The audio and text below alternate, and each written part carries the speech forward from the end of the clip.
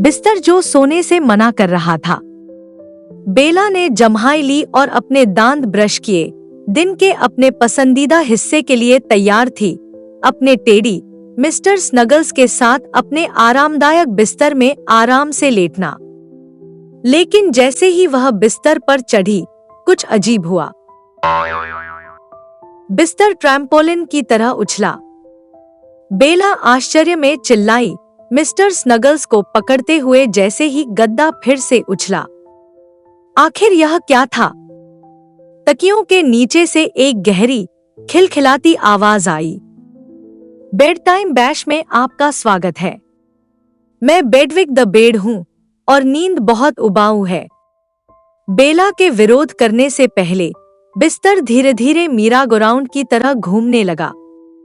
उसका lamp disco ball में बदल गया, कंबल उड़ गया और उसके चेहरे पर पैराशूट से गिर गया और उसके तकिए तकिया पोंग के जंगली खेल में पैडल बन गए। एक तकिया ने उसके टेडी को उसकी बाहों से गिरा दिया। मिस्टर स्नगल्स, वह चिल्लाई। बेडविक ने हंसते हुए कहा, अब वह रेफरी है, कोई धोखा नहीं। बेला ने चादर के नीचे रेंगने की कोशिश की, लेकिन बिस्तर ने उसे जेली की तरह हिला दिया। फिर उसने कहानी सुनाना शुरू कर दिया। छत पर छाया ठपुतली की कहानियां मूर्खतापूर्ण आवाजों और नाटकीय संगीत के साथ पेश की। एक बार एक तकिए पर यह शुरू हुआ।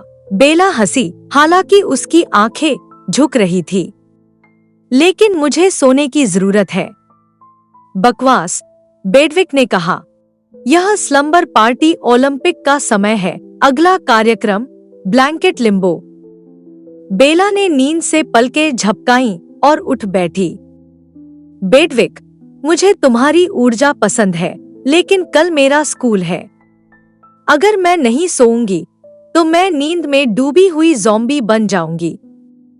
बिस्तर रुक गया, असली लार टपकाते और धीरे धीरे चलते हुए। हाँ, बेला ने जम्हाई लेते हुए कहा, और मैं कक्षा में खर्राटे लेना शुरू कर सकता हूँ।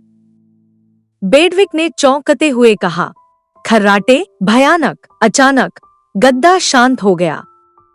कंबल ने खुद को धीरे से बेला के चारों ओर लपेट लिया और मिस्टर स्नगल्स वापस उसकी बाहों में तैर गए।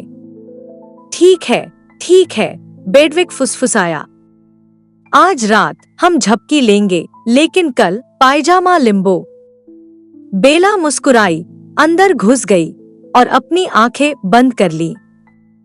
जैसे ही वह सो गई, उसने बिस्तर को धीरे से बुदबुदाते हुए सुना, अच्छी नींद लो।